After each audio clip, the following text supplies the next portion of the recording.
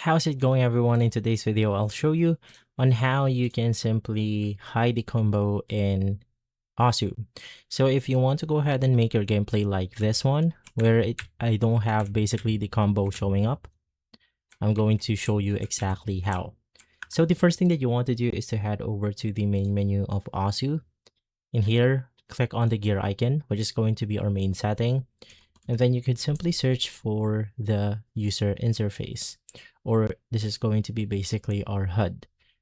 Now, to make things easier, you can also type HUD on the setting search icon.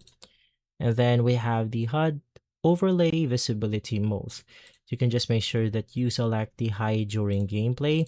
So basically in that way, all of the pop-ups on our screen will be hidden as we go ahead and play to our level, as you can then see right here, which makes the gameplay really clean.